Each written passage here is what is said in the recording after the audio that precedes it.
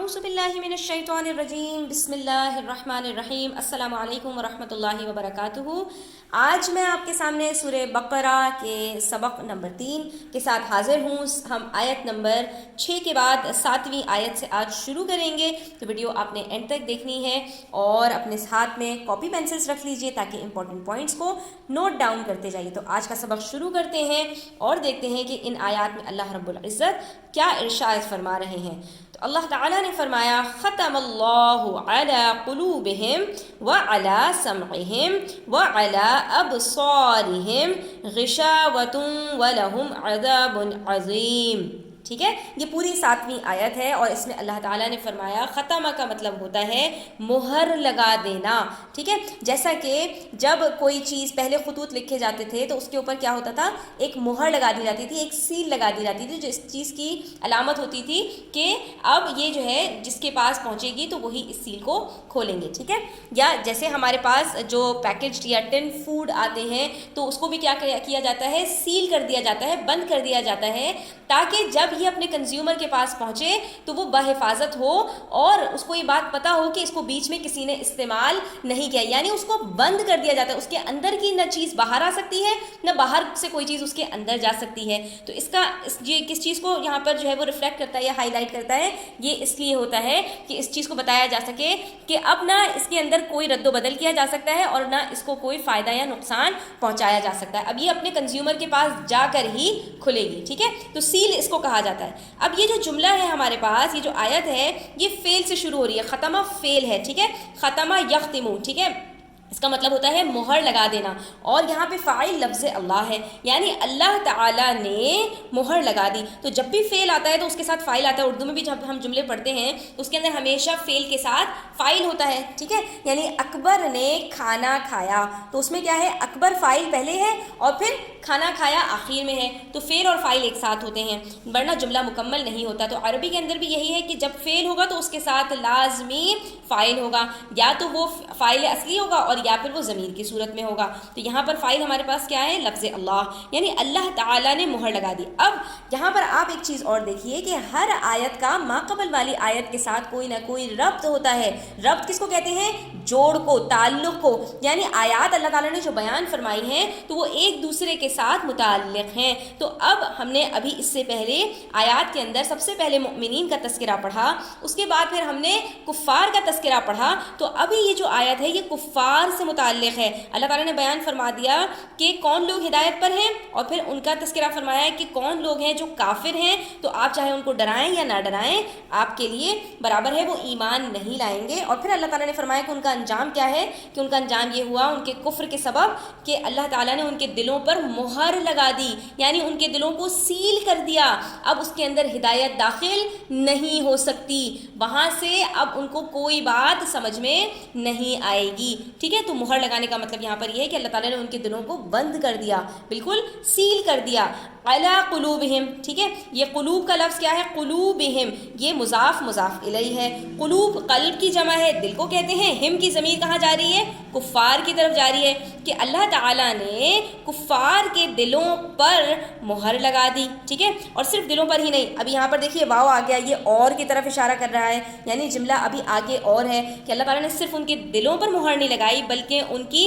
سمعہم، سمع کہتے ہیں سننے کی صلاحیت۔ ٹھیک ہے، تو اللہ تعالیٰ نے ان کے کانوں پر بھی مہر لگا دی۔ وعلی ابصارہم، اب آپ دیکھ سکتے ہیں تینوں میں ہم ضمیر ہے اور یہ کفار کی طرف جا رہی ہے، اور اللہ تعالیٰ نے ان کے ابصار، ابصار بصر کی جمع ہے، بصر کہتے ہیں بصارت، اسی سے ہے دیکھنے کی صلاحیت، اللہ تعالیٰ نے ان کی آنکھوں پر بھی مہر لگا دی، اور ان کی آنکھوں پر کیا ہے، غشاوتن، ان کی آنکھوں پر پردہ ڈال دیا، ان کی آنکھوں پر پردہ آ گیا۔ جب کسی چیز کے آگے پردہ آ جاتا ہے تو پیچھے کی چیز چھپ جاتی ہے، تو آنکھوں کے سامنے اگر پردہ ہوگا تو سامنے کی جو چیز ہے وہ ان کو نظر نہیں آئے گی۔ اور یہی نہیں، پھر اللہ تعالیٰ نے فرمایا یہ تو دنیا میں اللہ تعالیٰ نے ان کے ساتھ کیا کہ ان کے سے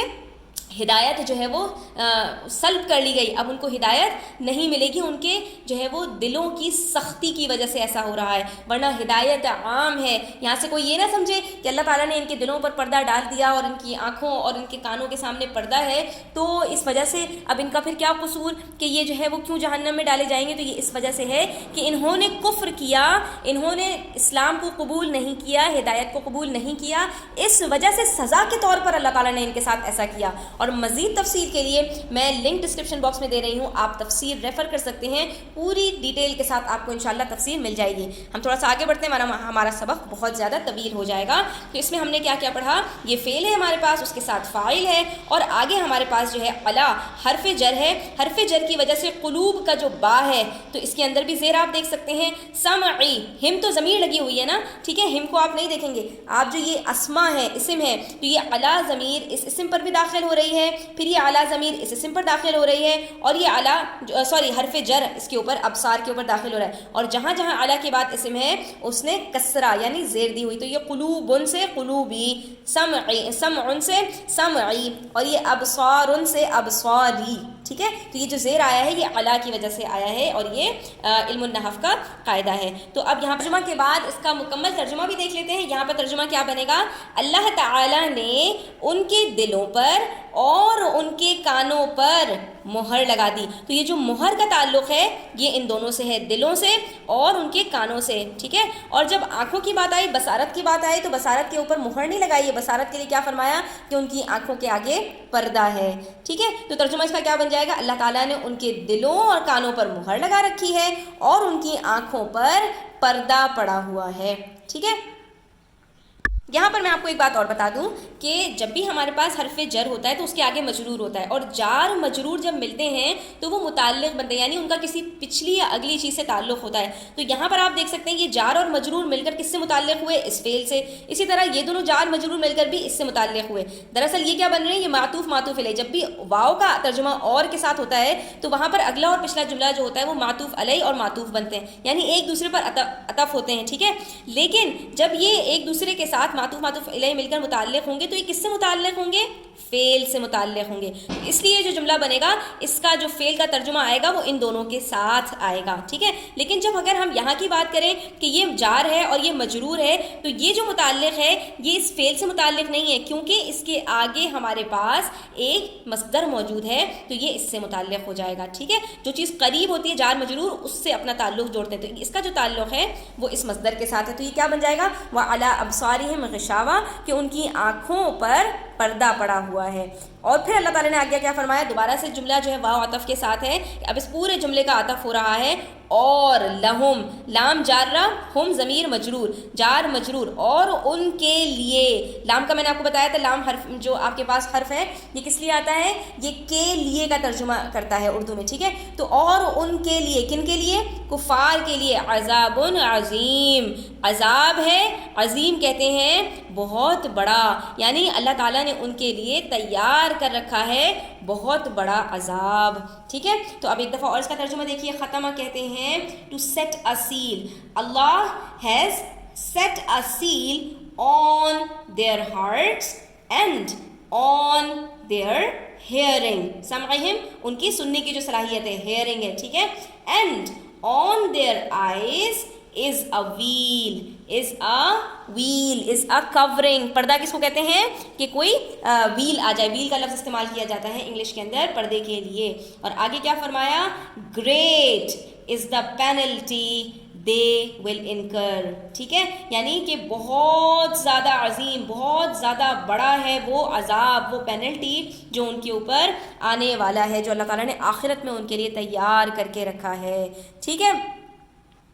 اگلی آیت میں ہم تھرڈ گروپ کے بارے میں پڑھیں گے جس کو اردو میں منافق کہتے ہیں اور انگلش میں ہپوکریٹس کہتے ہیں، ٹھیک ہے، یعنی جن کے دل میں کچھ اور ہو اور اظہار وہ کسی اور چیز کا کریں، یہ انتہائی غلیظ اور گھٹیا طبقہ ہے۔ یعنی ایک تو مسلمان ہے جن کا ایمان کھلا ہوا ہے، ٹھیک ہے، ظاہر ہے اور اندر بھی ان کے ایمان ہے، دوسرے کفار ہیں کہ جن کا ظاہر اور باطن کفر میں ڈوبا ہوا ہے۔ ان دونوں کیٹیگریز کو تذکرہ کرنے کے بعد اللہ تعالیٰ نے منافقین کا تذکرہ فرمایا۔ انشاءاللہ نیکسٹ ویڈیو میں ہم اس کو ڈسکس کریں گے۔ ویڈیو اچھی لگی ہو تو لائک کیجیے گا، اپنے فرینڈس کے ساتھ شیئر کیجیے گا، چینل سبسکرائب کیجیے گا، اپنا بہت خیال رکھیے گا، اللہ حافظ۔